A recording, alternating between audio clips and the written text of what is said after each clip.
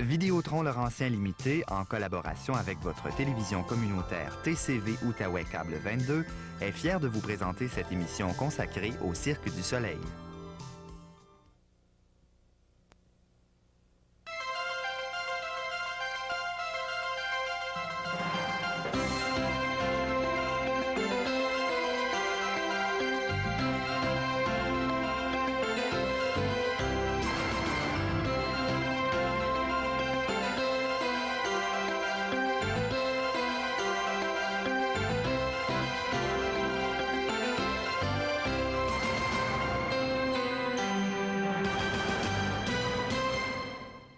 Voilà 5 semaines que le Cirque du Soleil est en ville et c'est une nouvelle journée qui débute.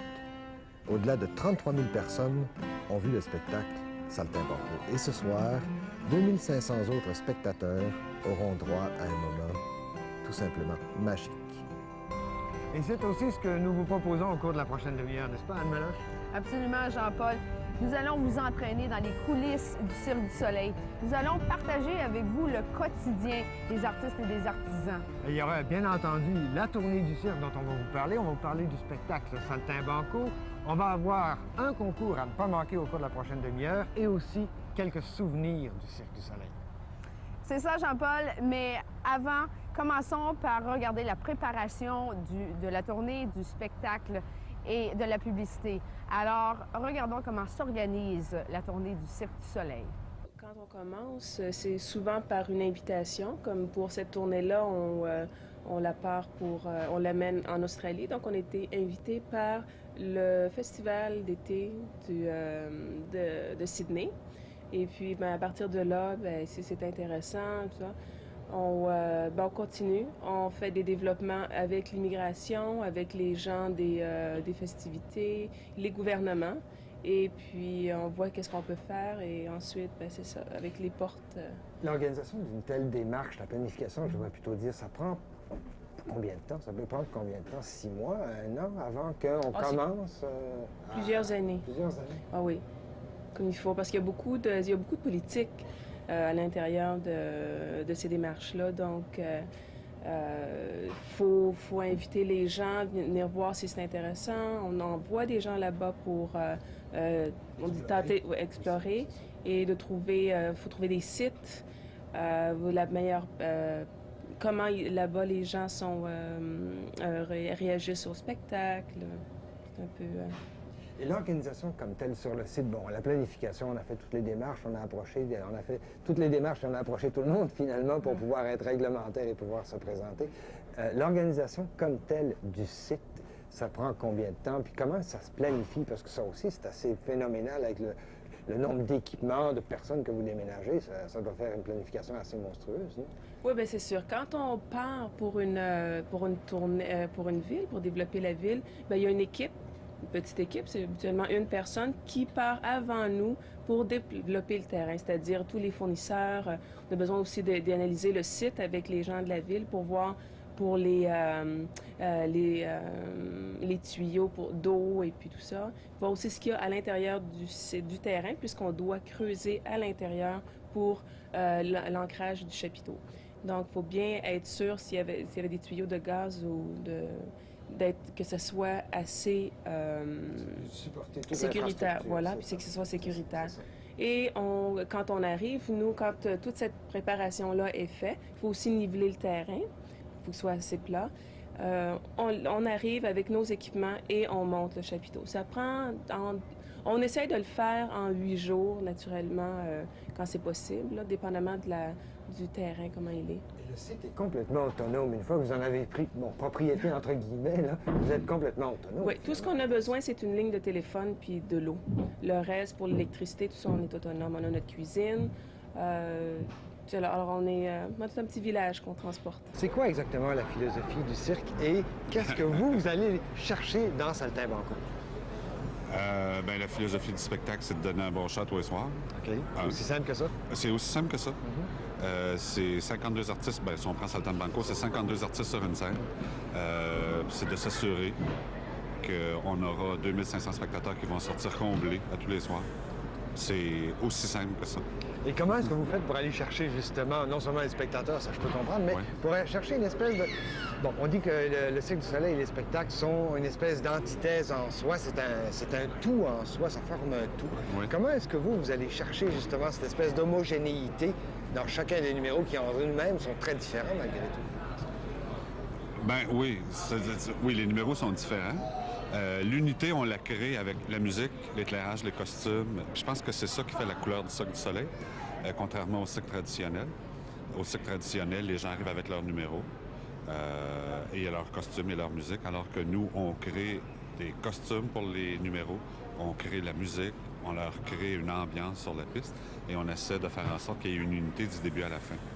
Si on compare les spectacles de 92, 94 et 98 de Saltimbanco, ce sont toutes des versions un tout petit peu différentes.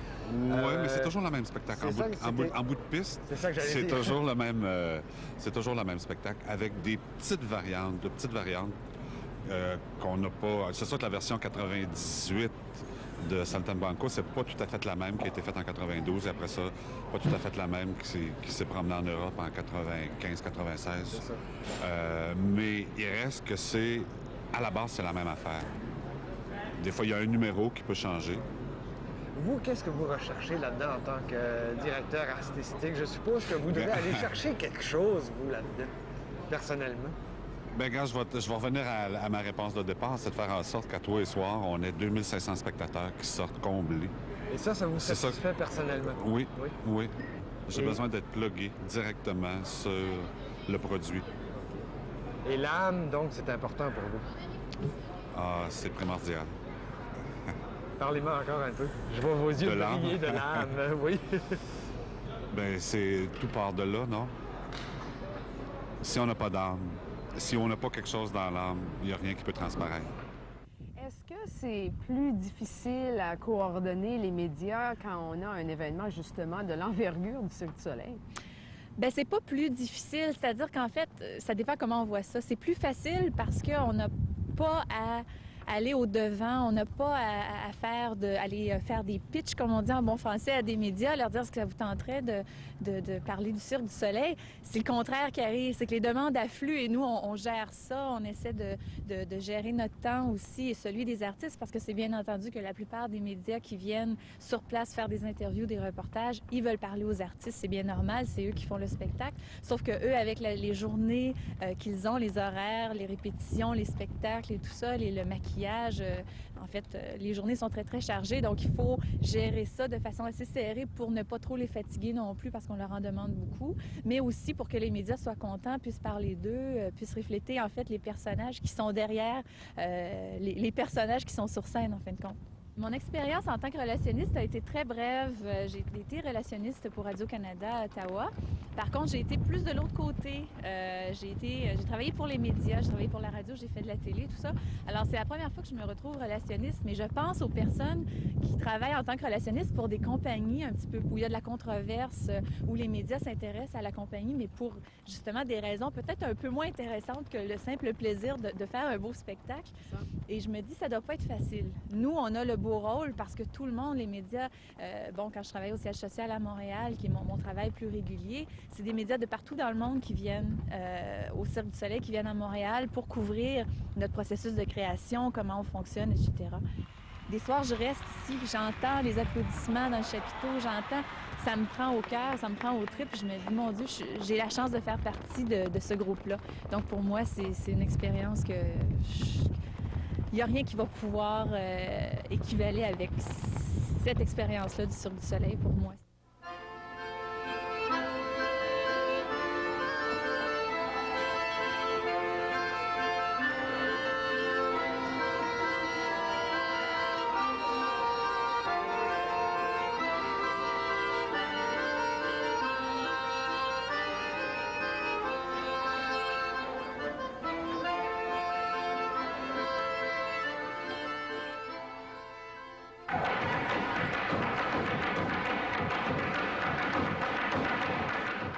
Dans le prochain segment, nous jetterons un coup d'œil sur les infrastructures, le montage du site et du merveilleux chapiteau. Et Denis Lacombe sera en rappel dans cette émission, bien entendu, Anne, et c'est le temps de passer à notre concours. Alors, portez attention, la troisième personne qui nous rejoint au 771-3588, qui nous donne ses coordonnées, se mérite une paire de billets pour le spectacle du samedi 7 novembre, le spectacle Saltimbanco, sur les plaines Le Breton à Ottawa.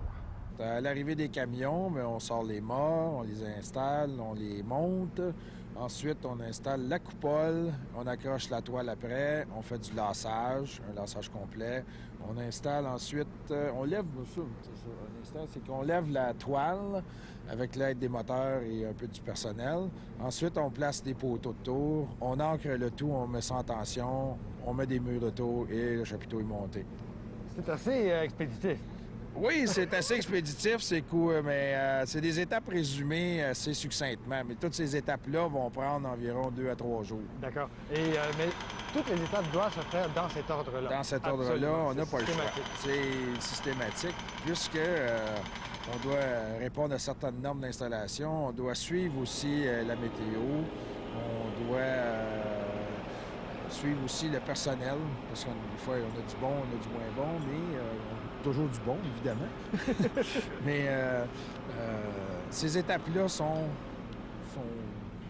depuis le fond des âges, pour monter un chapiteau, c'est toujours pareil. Toujours pareil. Ça change pas. Et on y va ensuite de ça. Bon, une fois que le chapiteau est monté, on monte les tentes parallèles ou les tentes complémentaires, si je peux m'exprimer ainsi. Là. Exact. Dans l'installation du site ici, on fait des installations conséquentes. C'est-à-dire que pendant qu'on monte le chapiteau, mais il y a d'autres éléments du site qui se montent, tels la cuisine en arrière de moi, le bureau qui est en face de nous, qu'on ne voit pas, et la tente artistique qui est juste à côté de nous aussi.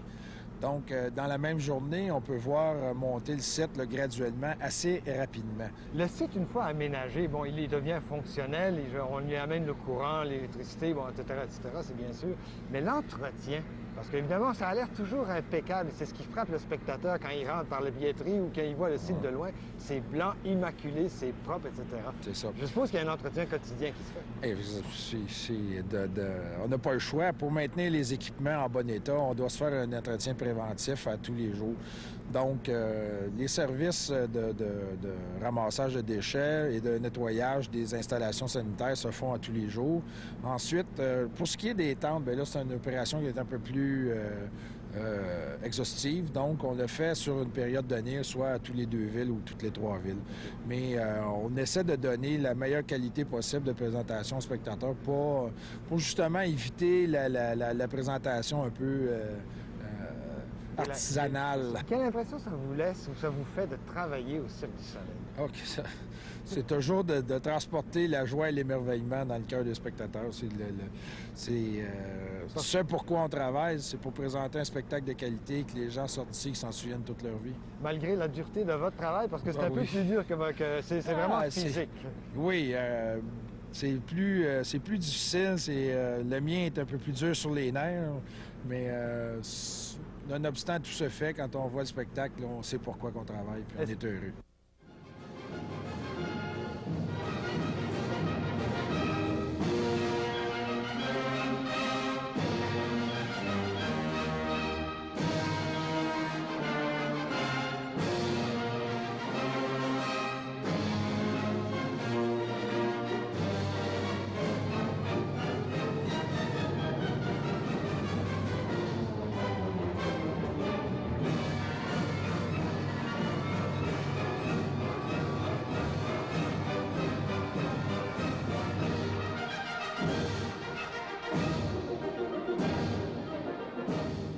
Le goût de la comédie, je pense que c'est quelque chose qu'on a dans soi. Hein. On peut pas apprendre ça, on peut pas... c'est quelque chose qu'on s'aperçoit qu'on a à l'école, avec les copains, tout ça. On aime faire rire les gens. Quoique, je me considère pas vraiment comme un comique social. S'il y a un chapitre qui est moins bien connu dans la vie du Cirque du Soleil, c'est la vie quotidienne. Nous avons alors rencontré ceux et celles qui facilitent la vie des artistes. Qu'est-ce que ça implique une journée pour vous au Cirque du Soleil? Une journée, ça implique m'occuper des achats, m'occuper de l'approvisionnement, m'occuper, voir est-ce que les menus soient assez équilibrés, voir à ce que soient satisfaits tous les désirs, les besoins, dans la mesure du possible, évidemment, de la centaine, 150aine de personnes qu'on sert ici 2 fois par jour. Alors, vous avez 150 personnes à votre table à tous les jours. Il y a 120 artistes et membres du personnel, il y a une vingtaine de conjoints, puis il y a tous ceux qui gravitent autour, comme les journalistes. Vous parlez de mets équilibrés. Quel genre de cuisine est-ce que vous faites? Faites-vous une cuisine plutôt standard ou de la cuisine internationale? On fait de la cuisine internationale standard, je ne sais pas exactement qu'est-ce que ça veut dire. On va chercher nos inspirations un peu partout. Il y a dans la brigade 3 Québécois, un Australien. Le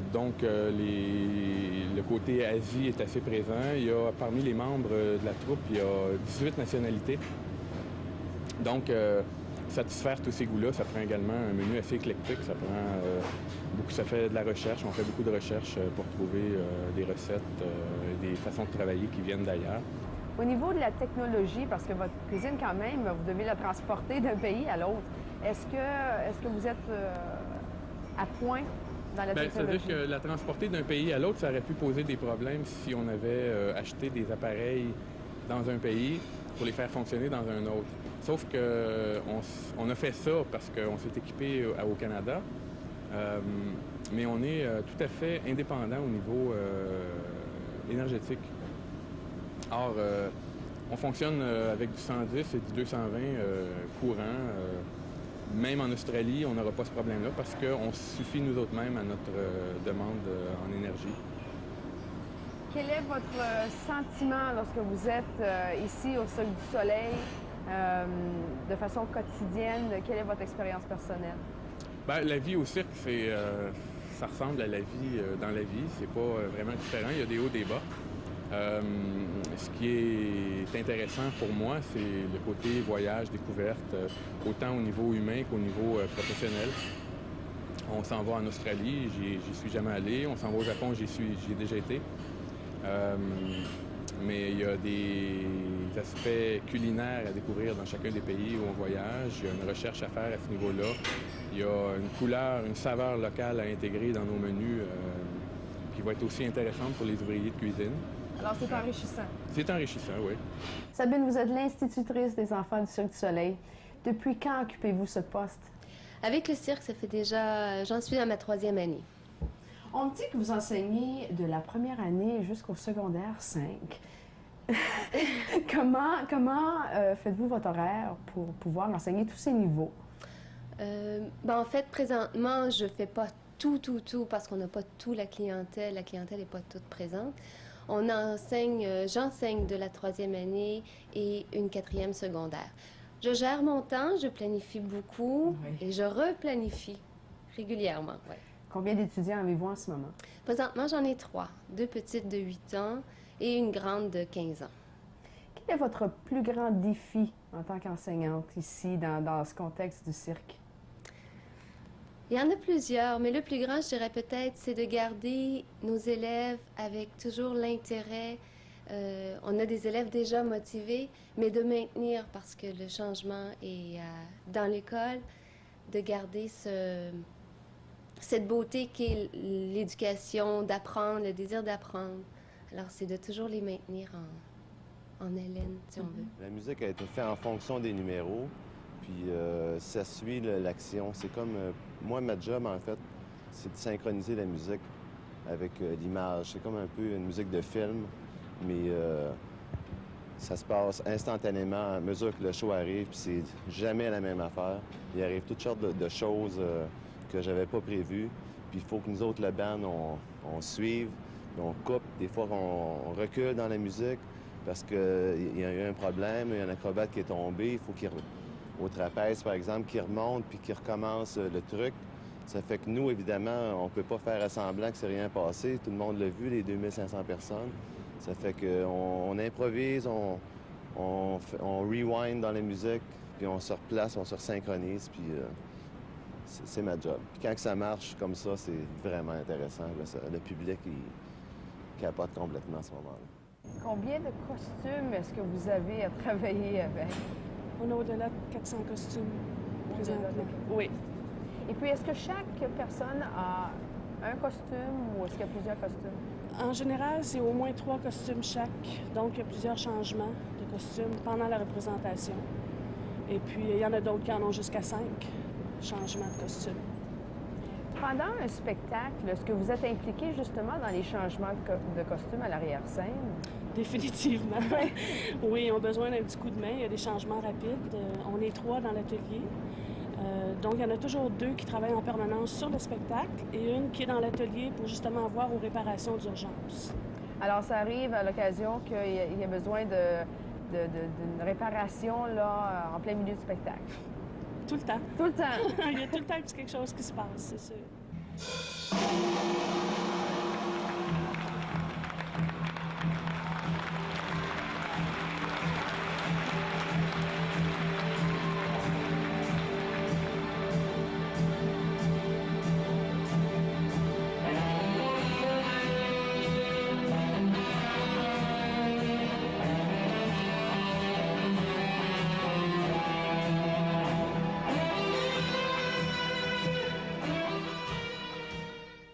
À quoi vous attendez-vous du spectacle Saltimbanco?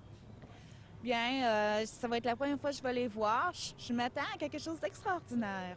Moi, je m'attends à voir des personnes qui font des belles acrobaties. Moi, je pense que ça va me faire rêver plus que d'autres choses. Well, I've heard about this show for a long time, and I've been really looking forward to it. C'est un spectacle que j'ai voulu voir depuis longtemps. C'est quelque chose à voir, là. C'est aussi un réel plaisir que de rencontrer ceux et celles qui, soir après soir, nourrissent notre imaginaire. Leur vécu n'a d'égal que leur gentillesse. Qu'est-ce que ça fait un maître de piste?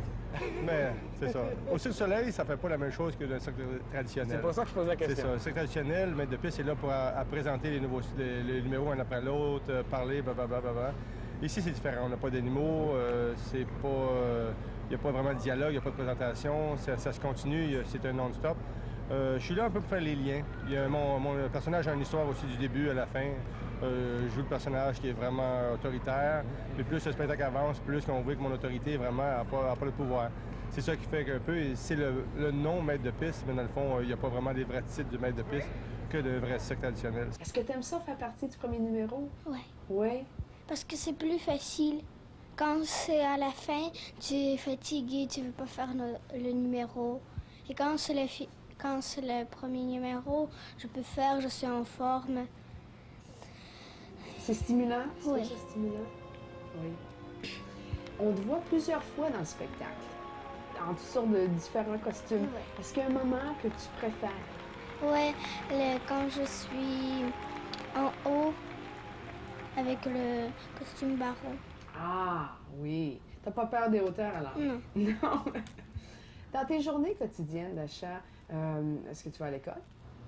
Oui. Oui. Et puis, combien d'heures par jour est-ce que tu te dévoues à tes études? À peu près 5. Et puis, on parle d'un nombre de combien d'heures par jour, par semaine, comme entraînement? Bien, maintenant qu'on a déjà commencé, les Machinois, en général, juste faire le spectacle, ça se trouve être l'entraînement. Quelques personnes qui veulent apprendre d'autres mouvements vont pratiquer peut-être pas beaucoup plus qu'une demi-heure par jour, dans le fond, parce que sinon, justement, on ne sera plus capable de le faire, le spectacle, le soir. Okay. Puis, je pense qu'il y a une genre de technique avec de la résine. Qu'est-ce que c'est exactement? Ce que c'est, finalement, oui, bon, il y a un petit peu c'est pas de la résine vraiment, c'est un mélange de résine et d'huile à moteur chauffée qui sent absolument pas bon lorsqu'on la prépare et qu'on applique sur les poteaux avec de l'alcool pour que ça devienne un peu plus mou. Et lorsque ça sèche, ça fait une belle couche de résine à la grandeur. C'est très collant et très chimique. Ça l'aide à mieux exécuter le numéro? Oui, non, c'est ça. À ce moment-là, on peut rester collé un peu plus sur le poteau. Qu'est-ce que c'est exactement, le boleadora? Le boleadora, c'est un ancien instrument de chasse et de guerre argentin qui a été transformé en instrument percussif. Donc, c'est une corde avec une boule au bout que je tourne et je fais des rythmes par terre avec ça. OK, puis est-ce que ça prend beaucoup de pratique pour monter un numéro comme ça? Oui, quand même, ça prend... ce que ça prend, c'est de la coordination le plus et beaucoup de rythme aussi, mais je pense que le truc, c'est d'aimer ça, puis on commence à pratiquer, puis ça vient tout seul, c'est tout naturel. Puis vos costumes, ça ressemble à quoi? Costume, maquillage? Costume est très, très rouge, maquillage très, très rouge. C'est un costume, bon, avec des bottes de cuir que l'on voit ici même et un lycra rouge très ajusté avec un petit haut, un petit veston en cuir rouge, noir et blanc. Alors, c'est ça, maquillage très rouge aussi, donc ça fait tout un ensemble. Ah, c'est bien. Puis en tournée, comment ça se passe? Pourriez-vous nous décrire comme une journée typique? Bien, journée typique, bon, en Australie, par exemple, on va faire, on a su hier qu'on va faire 10 spectacles par semaine, donc c'est des grosses semaines. Ça veut dire que, bon, 3 jours, on va faire 2 spectacles par jour. Donc, une journée de 2 spectacles par jour, on entre quand même assez tôt, je dirais aux alentours de midi, réchauffement, pratique, petite réunion pour donner des notes sur le spectacle. Et il y a le maquillage, parce que chaque artiste au Cirque du Soleil fait son propre maquillage. Alors, on a reçu un super cours de maquillage, puis c'est nous qui faisons ça. Ça prend à peu près 1 heure. Évidemment, ça va devenir de moins en moins long avec le temps. Et c'est ça, maquillage, costume, et on embarque dans le spectacle. Il faut être multitalentueux, je peux dire, pour faire partie du Cirque du Soleil. On danse sur la scène, on chante. Évidemment, on fait de l'acrobatie, c'est du cirque. Donc, j'avais déjà travaillé beaucoup avec mon corps. J'avais une notion de mon corps dans l'espace, etc. Donc, c'est tous des atouts qui m'ont aidé. Puis, le cirque a cette façon de recruter des gens de plusieurs disciplines, de les mettre ensemble, de créer la troupe maison. Et puis, avec ces gens-là, ils montent les numéros de groupe. Ici, on a la balançoire russe, on a les mots chinois, dont je ne fais plus partie maintenant. Et puis, le numéro des bungees fait aussi partie du numéro de la troupe maison. On est seulement 4 à le faire à la fois. Mais c'est ça. Donc, je me suis fait recruter pour faire partie de la troupe maison. Donc, c'est un des numéros que je devais faire. Quelle impression est-ce que vous avez quand vous êtes en haut, dans le bungee? J'ai l'impression de voler. Maintenant que... Oui. Maintenant que ça fait plusieurs années que j'en fais, c'est sûr qu'au début, on n'a pas l'impression de voler. Au contraire, on a l'impression d'être une grosse roche lourde qui veut juste retourner à terre. Maintenant, avec la technique qui s'améliore au fil des années, tout ça, on peut plus se sentir libre puis profiter des moments de suspension dans le vide, là. Et c'est sur ces propos qu'il nous faut vous quitter, malheureusement. J'espère que l'émission a su vous plaire. Et qu'elle a su surtout vous donner le goût d'aller voir un spectacle du Cirque du Soleil. C'est définitivement à voir. Merci beaucoup, Anne. Merci, Jean-Paul. À la prochaine. Vidéotron Laurentien Limité, en collaboration avec votre télévision communautaire TCV Outaouais Câble 22, est fier de vous avoir présenté cette émission consacrée au Cirque du Soleil.